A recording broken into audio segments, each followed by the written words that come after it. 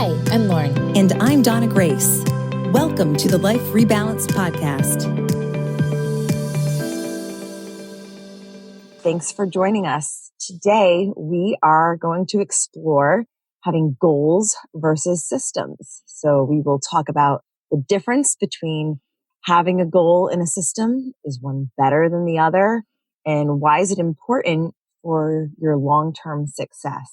So let's get right into it. Lauren, what's the difference between goals and systems? Yeah, well, there's a critical difference. And I think, goals we're very familiar with. Typically, we start off the year by setting some goals for ourselves. Smart goals, right? Yes. But a lot of times they're things that we're pointing toward, things that we aren't currently, something we don't currently have that we're trying to attain, right? That's Like more something very specific to Yes. achieve.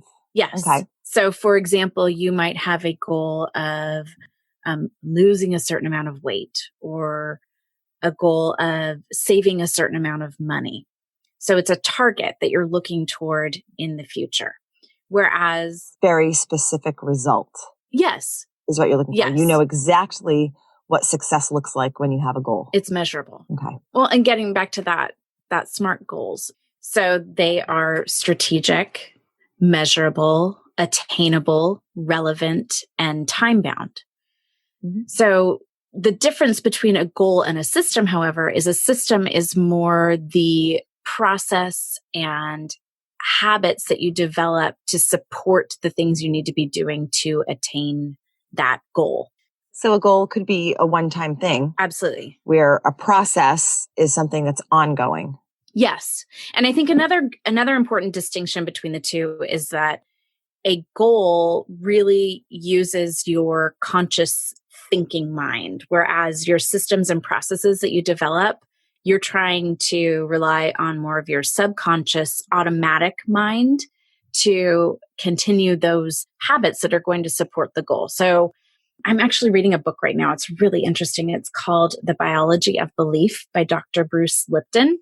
And he made reference to the fact that 5% of our decision-making and the things that we do in a day is attributed to our conscious mind. And 95% of the things that we do are dictated by our subconscious mind. So, and not only that, but the subconscious mind is far more efficient at decision-making and analysis, and to the tune of about 1 million times faster than our conscious mind. So I haven't read this. Does the Yeah. subconscious mind actually even do analysis? It does. Or does it just It does. act? It does. It Okay. does. It does. And it does it so quickly that we don't even notice it.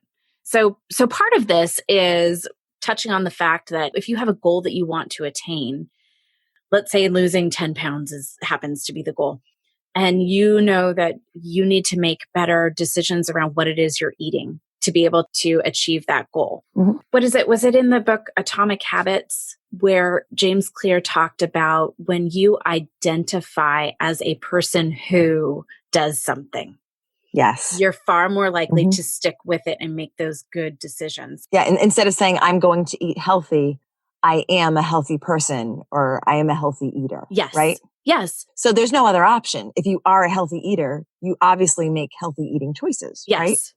There's no decision to make.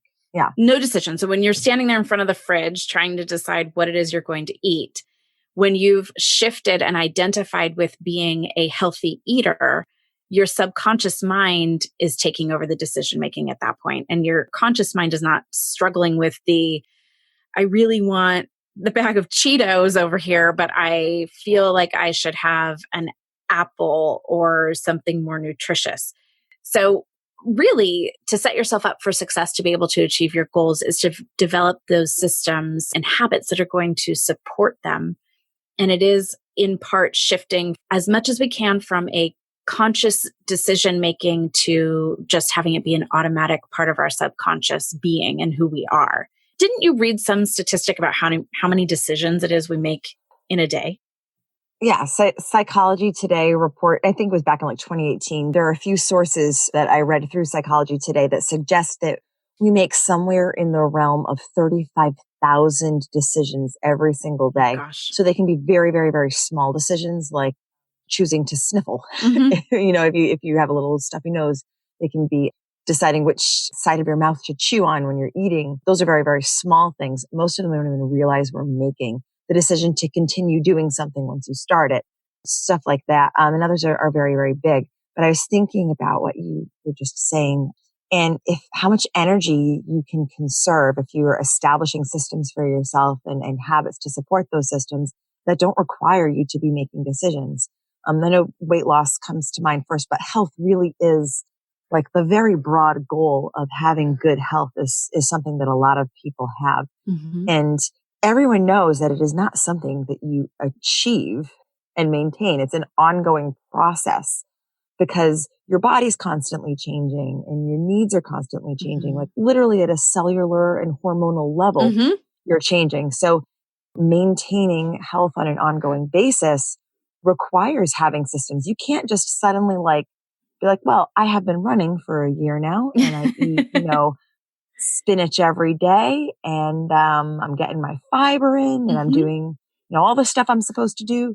And now I am healthy and now I am done. Right. That's not how it works. No. The great thing is it's kind of it's a rinse and repeat method because you can develop systems and habits that support a particular goal that then you can just turn around and once you've achieved that goal, translate it into helping you achieve another goal. We talked about this concept before of leveraging. So those keystone habits that once Yes. you have established them, even if they were being established because the focus is in one area of your life, they typically carry over and benefit you in other areas. Yeah. Exactly. One of the biggest ones is actually in personal finance around like having no debt or paying down debt, Yes. identifying as someone who does not have debt, right? It's identifying that as that kind of person before you've even achieved it.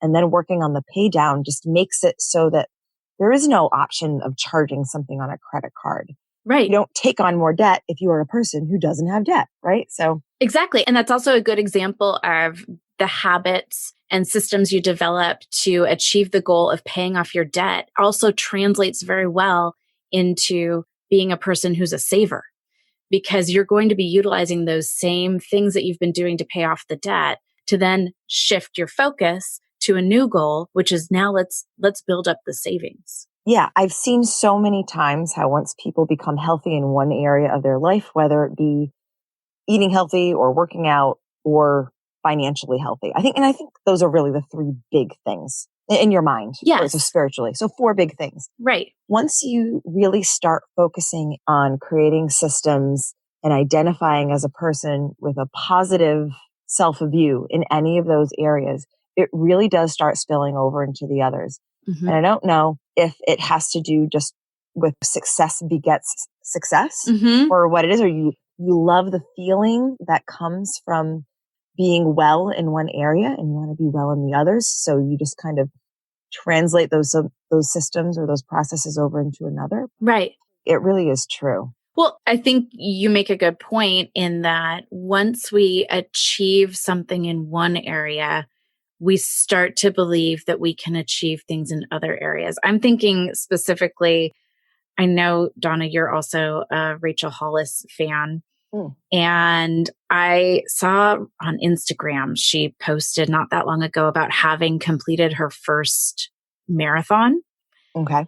And the quote she gave was something along the lines of, I am now a marathon runner.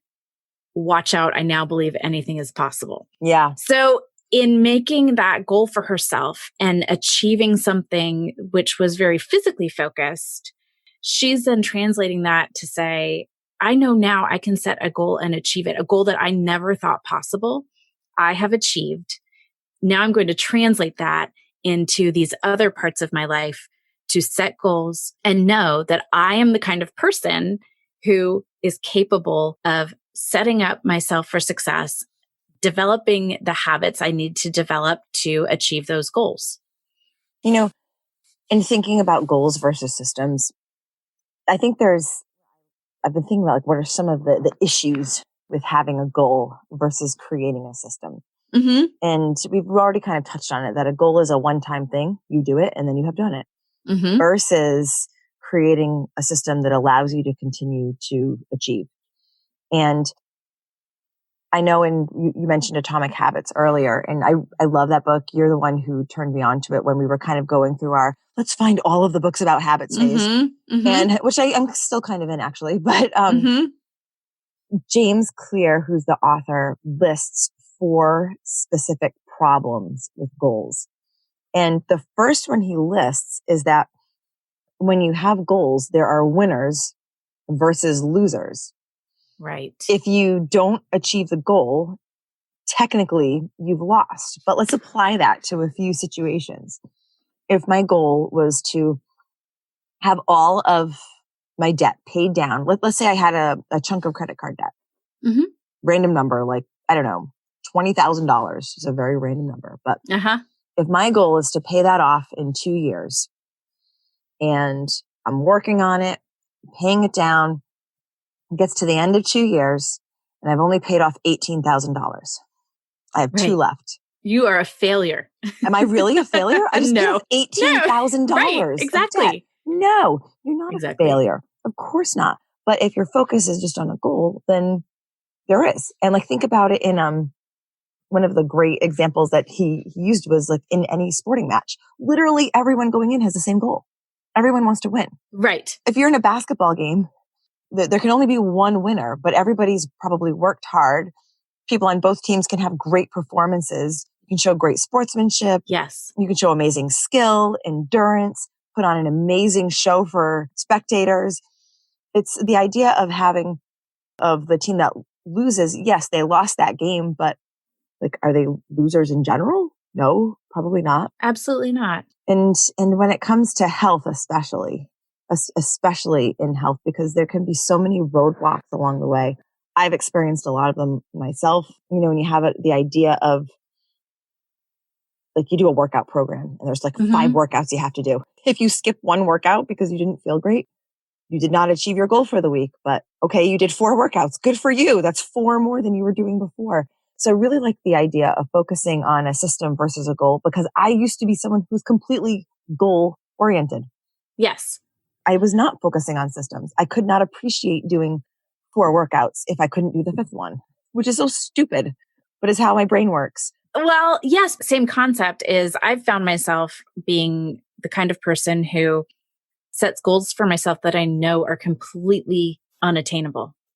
Absolutely unattainable. Like I will assign myself 20 things that I need to accomplish in a day, or I tell myself I need to accomplish them, knowing full well I'm not going to accomplish all 20 things. But if I told myself I needed to accomplish the 10 things that I had on my list, and I had plenty of time to accomplish all 10 things, I know myself, and I'm the kind of person who will then slow down my speed because I've got enough time. I don't need to stress or worry about it. I'll get to all of these things. I've allocated exactly the amount of time I need for each of these tasks. Well, then inevitably things pop up that you didn't expect. And then you have not achieved even the 10 things that you set out to initially. So I would rather overload myself, say I have 20 goals, and aggressively work toward achieving at least 5 or 10 on that list. And it's the same concept. If someone has the goal to pay down $20,000 of debt and they've paid down 18, that is a tremendous success. And as long as you're making forward progress, you are winning, I would say. But yeah, as long as we don't adopt that mindset of I didn't hit my goal, because also it's important not to identify as a loser. Right.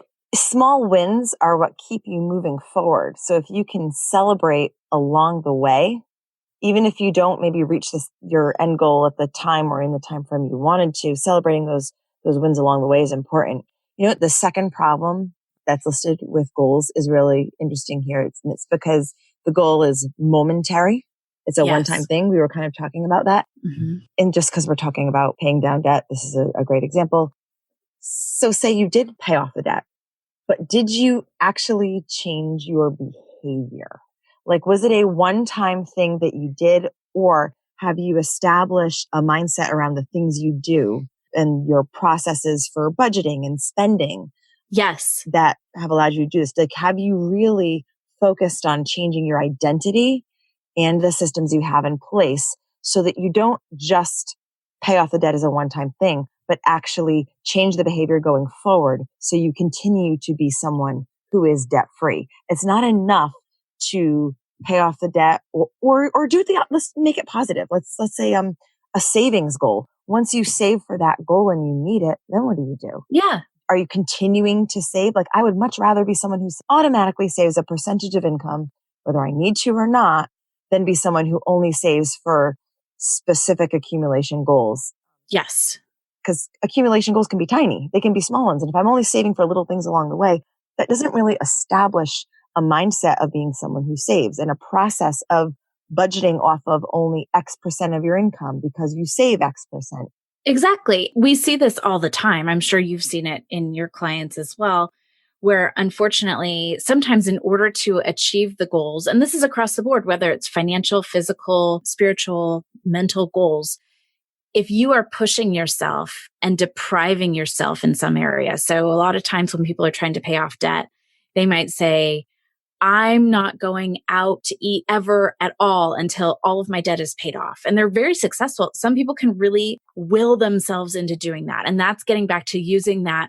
You are exhausting your decision-making process all the time because you are depriving yourself of something you really want, whether it be going out to eat or having the Starbucks or celebrating the small wins. You don't even celebrate those because you want to put every last penny toward paying off your debt. And then we see more of a boomerang effect, which is once that goal is achieved, people kind of collapse and then fall right back into your old patterns. Yes. I mean, you're literally describing yo-yo dieting, right? Exactly. Like, I'm someone who, I'm going to tell you, as I approach 40, it doesn't work now, but in my earlier years, I probably spent the better part of 2 decades being someone who knew exactly what I needed to do to lose 5 pounds before a vacation or the summer or whatever it was when I wanted to look just a little bit better.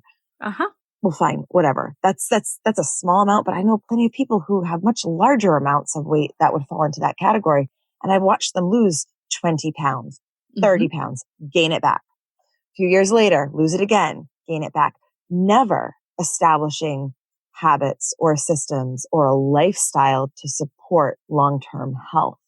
So I don't even know if that means that the goals themselves were unrealistic or if it just means that they were unrealistic because they didn't have, systems to support them for the long term.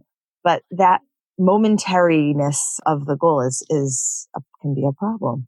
It can be a problem. And I think in a lot of those instances, time, though we do want goals to be time bound to a certain extent, we need to be realistic in the time frame. Because I think I talk to people about this all the time. I would rather see you take 2 years to pay off your $20,000 of debt and not stress yourself and sacrifice and put yourself in a position where you're desperate and going to go back to your old habits because you just can't stand. Like a binge. Like yes. When you deprive and binge. That's, yes. Yeah. Yeah. So about food, it can be about anything. So that was that marathon and then sit on the couch for a week. Like Exactly. I mean, you deserve to, but you know what I mean. You know what I mean. Yeah. How about the idea that if you're focusing on a goal rather than a long-term system, it's actually restrictive because happiness is only allowed when you achieve success. And so therefore, if you are not successful, and maybe you didn't actually design a good goal for yourself, maybe your goal was not attainable, maybe it was way too big.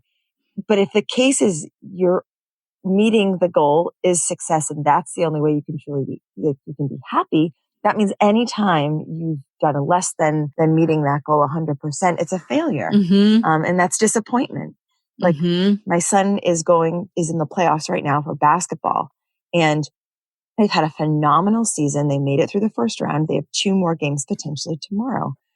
If they lose, they don't, win the state title, it would be 3 years in a row. I mean, this would be really big for his team. But are they failures? No, they had a great season. They learned a lot of lessons. They've improved their skills. They're doing better in their fundamentals. They're playing a more aggressive game. I see a lot of successes. But if I'm just focused on the goal of winning, then I lose all of that and I don't get to appreciate it and celebrate it. So really, again, restricting happiness to success is a huge problem with the mindset of focusing on a goal versus the process. Yes. And I think it gets back to that cliche phrase is enjoy the journey. And it's all about the journey. It is about the journey. And it is to a certain extent to say, and this circles back to something I mentioned in a previous episode, talking about realizing that you can't look for the external to provide your internal happiness. So to say, I will be happy when I achieve this goal is setting yourself up for disappointment. It means you're not allowed to be happy if you don't achieve it. Right, exactly. And we know that's BS. We know this. It is. Right? It is. It is. Yeah.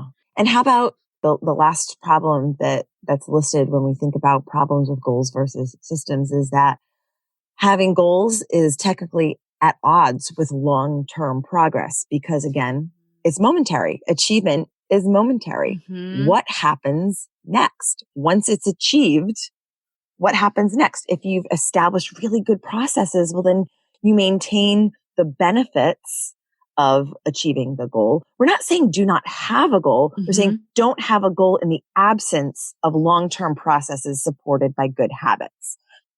That's what it is. Exactly. So if you don't identify with the process and identify with the habits as a person who does not go into debt, as a person who eats healthy, as a person who exercises, right? If you don't identify as that, Mm-hmm. then you constantly need to be finding new goals for yourself to achieve. Yes. And then again, get wrapped up in the whole cycle of if I don't achieve this goal, I have not been successful. Therefore, I'm a failure and I'm just disappointed and cannot be happy. Mm-hmm. So it's almost like a loop.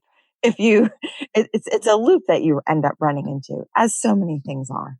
They are. And that's where I think that we have to have both.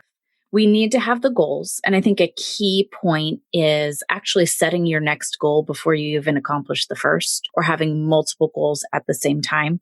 Does it make sense, though, that all of these goals are supporting the kind of person you want to identify as? Yes. Right? So they're all going to have some common thread around the good habits you're achieving. Maybe like you and I have set goals for ourselves and even like made competitions out of them because we want to achieve things and that's fun. Mm-hmm. We know that our personalities will be driven by that competition. Mm-hmm. But at the same time, the goals don't exist for the purpose of achieving them.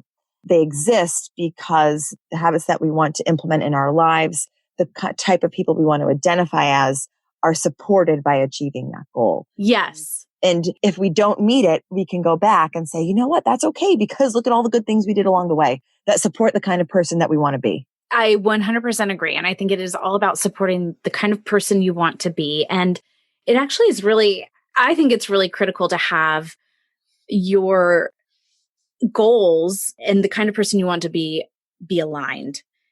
Well, they have to be. Yeah, they have to be. Yeah, they do have to be aligned. And I think in a lot of cases, sometimes people, sometimes we have to recognize things and accept things about ourselves that maybe we don't want to, but we need to be able to move forward. Oh, like what? I feel like there's an example coming here. I'll get back to that in a second as I think of an example for that. But of one that you want to share. Right, one I want to share. What I was thinking about was an example of this that I read in the book I referenced earlier, The Biology of Belief, where the author was describing how if you outstretch your arms straight in front of you and you have someone... I'm doing it right now. Okay, so you need a partner. I wish we were in the same room. No. We would make this happen. This is no longer working. Okay. No, but if you stretch your arms out and someone is applying resistance, trying to push your arm down. So that's part of the physical piece of this. But what you're asked to do is to make a statement that you identify with. So I might be asked to say, my name is Lauren. And as I'm making this statement about myself, the person is pressing down on your arm and you are trying to resist that downward pressure. And they've found that when you're making statements that you identify with, like, my name is Lauren. Clearly, you know this to be true. I am the oldest of 4. When you are making statements that are true, you are able to resist the downward pressure. When you are asked to make statements that you don't identify with, for example, if I was asked to say, my name is Donna Grace, You wouldn't be able to resist the pressure. you cannot resist the pressure as well. And that speaks to the fact that there's so much more to our mind-body connection. Our cells and muscles actually are responding to the fact that we do not identify with the thought or statement we are making. And I think that that supports this concept we're talking about, is that it's really, really important to identify as a person who makes good health choices, a person who is a saver, a person who is debt-free, because then I have to believe it. yes. And I have to do things that support it. And the more I do them, the more I will believe them. Yes. I like this. I can implement this. One supports the other. I mean, I think I do implement this. I kind of try to give myself absolutely a good do. pep talk in the morning about what I need to do, what's happening in this day, what's important to accomplish. Like I do. I try to speak the truth into my body. Yes. I definitely do, so that I can perform the way I want. Yeah. Yeah. I definitely do. This was really, really good. I love the book that you mentioned by Dr. Lipton. Was that it? Yes. Dr. Bruce Lipton. Yeah, I wasn't familiar with that one yet. I'm going to have to do that. I also really like the idea, and I know that we touched on it earlier, but the whole part about like establishing those really good habits and implementing them just has few decisions we need to make. Yes. And the less focus we have to have on, can you imagine like if all of you were trying so hard to like be making all these decisions to be a certain type of person? I'm just thinking about like in trying to eat healthy. Mm-hmm. If you don't want to be eating cookies, you don't put them in your pantry and say, Right. I'm not going to eat them. I'm just going to keep them there and I'm going to have one on a Sunday. Because then you have to consciously decide every day until Sunday to not have any cookies. Yes. And then when Sunday comes, you have to force yourself not to binge and just have one. Yes. Right. So you have to just identify as someone. I don't eat cookies. You need to identify Right. as that way about yourself. And that's just one very, very simple example. But yeah, I think that's so super important. I'm really glad that you brought up that point about removing the need to constantly make decisions so that you can focus your energy on the things that need your energy, because we all want to do big things professionally, with our family, accomplish them personally. And the fewer decisions we have to make to support the type of person we want to be, I'm here for that. I am with you. I'm with you. And I think what we touched on about, having that goal in mind, but really focusing on celebrating the wins along the way and the habits you've developed that are going to point you toward long-term success and achieving your goals, even if you fall slightly short of the specific goal that you've set, to recognize that it's more about developing the systems and habits that are going to support achieving all of our goals. So I think from here, we just need to go and like celebrate some wins along the way. I'm all for that.